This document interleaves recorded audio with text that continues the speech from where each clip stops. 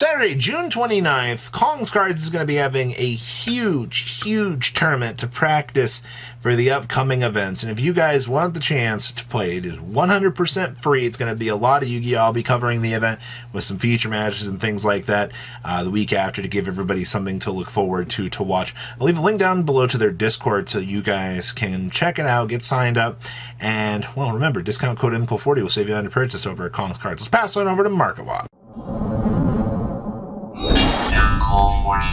Make sure you guys smash the crap out of that subscribe button so you guys don't miss out on more awesome content. And, leave a comment down below when you be walking away with a booster pack, as per usual. So, we got that new Magistus card last night. Actually, it doesn't really help Magistus, but it is a super poly target for all of the spellcasters that you could ever want to actually have in the world to generically suck up anything out of, the field. So, I guess we're back to looking at Magistus stuff, because you gotta remember, we keep talking about the same thing out here. Magistus has a manga, which means they will eventually get support. So the cheaper that these cards remain, more opportunities and things to pick up. Rolnona here still at 18, 19 bucks. Nanarasu here coming in about 10 to 11. Artemis did get reprint slammed, which kind of stinks, but you can get these at a nice $5, $6. Zorowa is kind of floating about the $5 mark. Actually, pretty interesting retrace of value for him. We've also got the Rolnonas here, very cheap. And of course, Secret of Zorowa's nice 30 cents.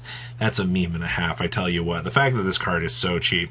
And then, of course, the Ultra Rolnonas, nice 22 cents. So, your big takeaways from everything in the Magistus department: this stuff is so cheap, And the fact that, obviously Rolnona did get the reprint, which actually was a big help, but I don't know, kind of keep an eye on this stuff. Who really knows what's going to happen back here? It's always about analyzing and looking at future support.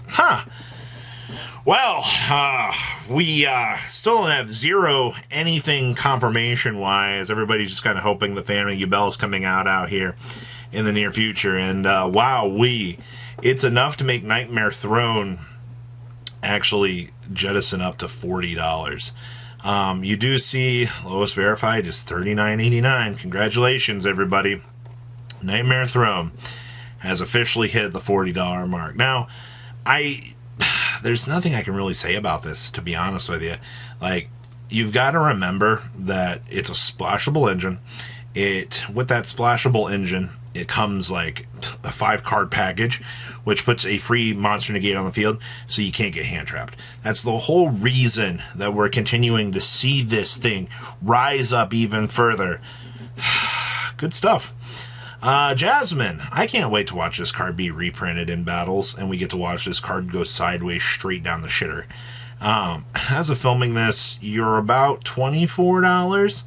Everybody's like, oh my gosh, this card's still $30, Robbie. I don't know where people get their knowledge that they're like, oh, this is still $30. Is it the top end one? No, top end's $26. Your last sales, honestly, have been $28 to $27.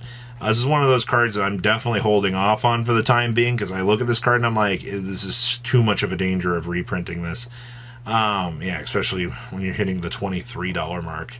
Well, I guess if they choose not to reprint this, then we get to watch plants continue to be expensive, but it doesn't make sense why Konami would dodge reprinting this. You know what I mean? Because they especially know that we've given plants so much support up at this point that they know that people need this card. This card is the thing that makes plants so important. All right? 7th Ascension. Oh, boy. So, guys, look, it's $20. So is it on the top end of things? No. This card is still $8 to $9. That part has not changed. All right? I don't know why people sit here and they lose their minds. Like, oh my god, it's going up so much. It spiked up a little bit to 12 bucks, and it's long since gone down. This card's actually doing the exact opposite of what you want it to be doing. You have the retrace value going the opposite direction out here. Duelist of the Deep. I do want to point out, though, still get boxes for $29. Nice meme. The Silent Honor Arcs, $21, by the way, on up to $23 if you want a nice version. Look, 7th Ascension's the top card. Droplets from the set are still $6 to $7. That's freaking hilarious. Fish Sonars, actually these backtracked a little bit, and he's still sitting about 7s. Bish Sharks, I love the fact that every time a Abyss Shark gains a little bit of momentum, people go into the back rooms and they're like, all right, well, time to open up product so we can reduce the price of Abyss Shark. I think it's the one reason keeping this and Dive actually in checkout here is because there's still so much of that sealed cheap product out there that people are willing to go open up and try to pull, the value cards out of this. But in terms of what's going on with this, okay, Spring Girl's still a $2 card, nothing really changed there. And Kyroshin is 50 cents. Wow. Thank you, 7th Ascension. SP Little Knight. So today on the spiral of SP depression, we hit the 120 mark over the course of last week. And today we're down to a nice, what is this, like 106? Man, I love the market for this. This card is the literal definition of the Stark market, just shifting on around here. Yeah, you're still about 110. Nothing really too crazy changed here. Star Slayer, on the other hand, I don't know if you guys remember this. Man, look at that bottom out down there, the nice $30 mark, and our rocket back on up to glory. You're looking at about $35 to $36 for the time being. The biggest thing you got to remember for this is I feel like people look at this card and they're like, shifted on out of the format. It's not really doing anything too crazy right now. And it's like, you got to remember that this card is very much based on the current status of the format.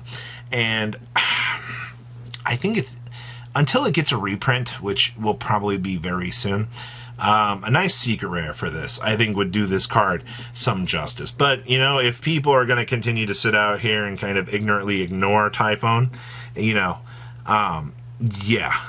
it's the reason why it's been going back up in price. I honestly can't wait for this card to hit 40. Speaking of things looping back on up here, it hasn't been too much of a game, but as of filming here, you're up to about $25 to $26 on the Unchained Soul Lord Yama. Once again, you got to remember, the Fiend toolbox deck coming down here, as long as we get the Phantom Yubel and all the little fun extra stuff that we kind of get with this, you're going to continue to see people abusing this stuff, all right? It's just, how much Fiend power can we shove into a deck? Also, this is freaking hilarious. Bone parties. So remember, we filmed a couple weeks ago. These hit 30s.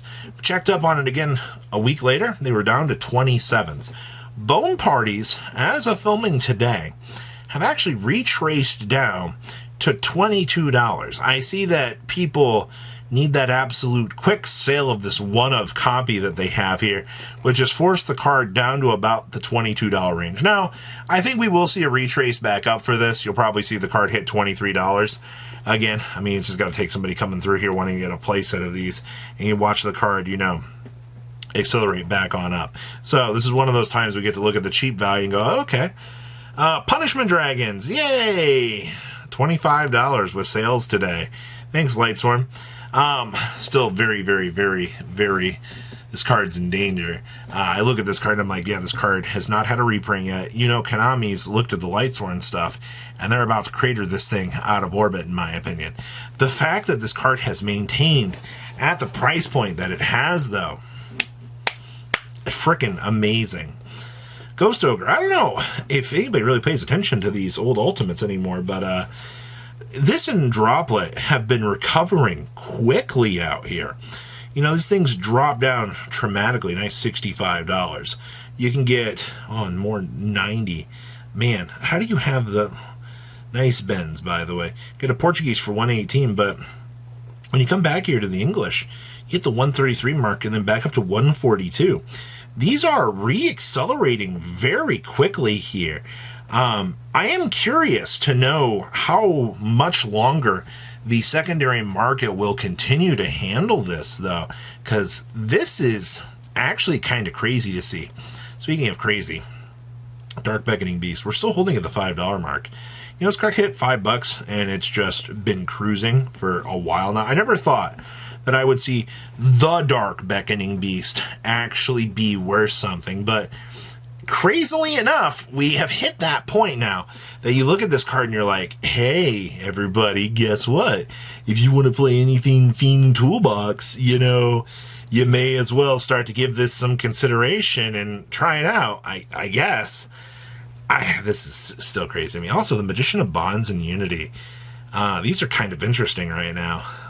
We're still floating about $67, but these do accelerate up very quickly for the back end of the legacy ones. So, what do you guys think about today's market? Very interesting stuff, that's for sure. So please, leave a comment down below, tell me what you guys think, and I will see your beautiful faces back here later in the day, guys. Peace. Patrons, thank you.